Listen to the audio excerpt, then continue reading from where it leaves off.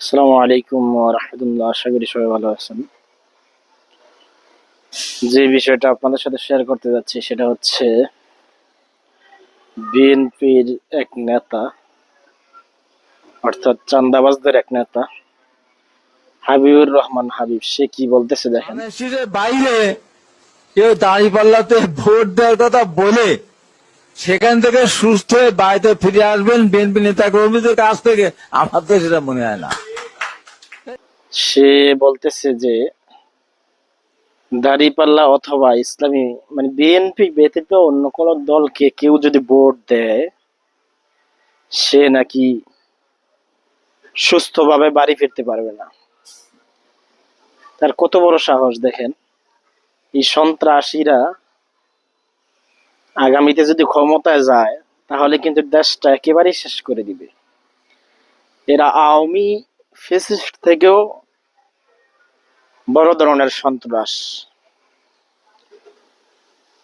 এদেরকে, এরা তো ইসলাম বিরোধী, অবশ্যই ইসলাম বিরোধী, ইসলাম দ্রোহী এবং কি ইন্ডিয়ার দালাল। এরা আওয়ামী ভাষাই কথা বলতেছে। এরা আওয়ামী লীগ থেকে এগুলা শিখেছে এবং আওয়ামী লীগের পক্ষ নিয়েই তারা এই কথাগুলো বলতেছে এবং কি তাদের ভাষা এবং আওয়ামী লীগের ভাষা একই রকম। আর ইন্ডিয়া যা তাদেরকে শিখিয়ে দিয়েছে সেটাই তারা করতেছে।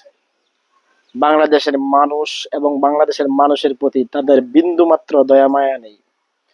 তাদের রাজনীতি করার উদ্দেশ্যই হচ্ছে চাঁদাবাজি, টেন্ডারবাজি, টাকা। এই টাকাগুলা শুধু পাচার করা, তাদের উদ্দেশ্য হচ্ছে এটা। তারা দেখছেন গত এক বছরে তারা প্রায় তাদের নিজেদের দলীয় লোকই ১৫০ মতো হত্যা করেছে। এবার বুঝেন তারা বিপরীত দল অথবা অন্য কোনো দলের প্রতি কতটা আক্রোশ হবে বা কতটা ভয়ঙ্কর হবে। সুতরাং আগামীতে ইসলামপন্থীদেরকে বলবো ঐক্যবদ্ধভাবে জামাত, চরমনাই এবং অন্যান্য খেলাফত মজলিস, মামুনুল হক সাহেবের যেই দলটা আছে, এরপরে আরো যা আছে, ঐক্যবদ্ধভাবে আশা করি আপনারা নির্বাচন করবেন।